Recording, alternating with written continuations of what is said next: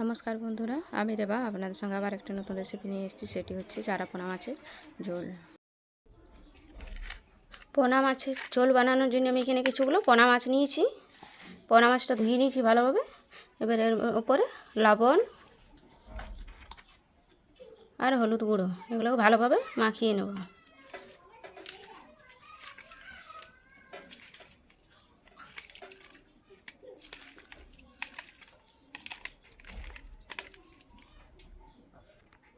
এখানে একটা বাটির মতন মশলাটা রেডি করব। এখানে কিছুটা আদা, রসুন, একটা শুকনো লঙ্কা, কিছুটা গোটা জিরে আর অল্প সরষে, এটা আগে আমি বেটে নেব। কড়াইটা ভালোভাবে গরম হয়ে গেছে। এবার এর মধ্যে তেল দিয়ে দিলাম।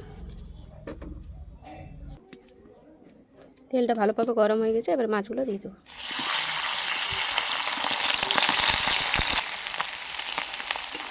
দেখুন মাছগুলো কিন্তু ভালোভাবে ভাজা হয়ে গেছে। এবার এগুলোকে তুলে নেব।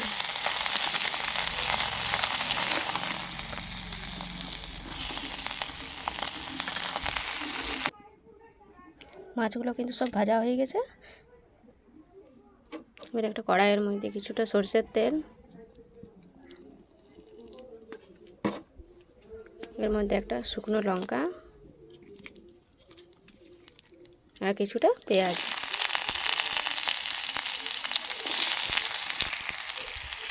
পেঁয়াজটা হালকা করে ভাজা হয়ে গেছে। এবার এর মধ্যে টমেটোটা দিয়ে দেবো।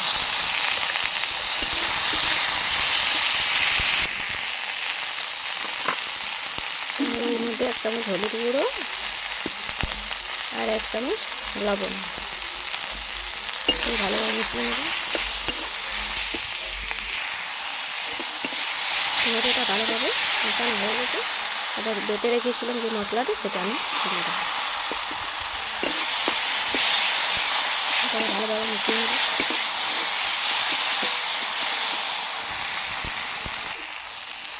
দেখুন মশলাটা ভালোভাবে কষানো হয়ে গেছে। এবার এর মধ্যে অল্প জল দিয়ে দেবো।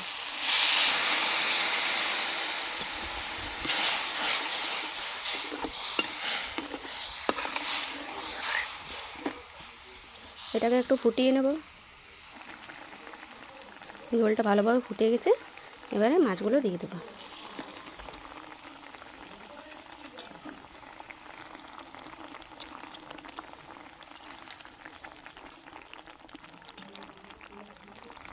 এবার এটাকে আমি নামিয়ে নেব। দেখুন এভাবে তৈরি হয়ে গেল চারা পোনা মাছের ঝোল। এভাবে বাড়িতে বানিয়ে খাবেন।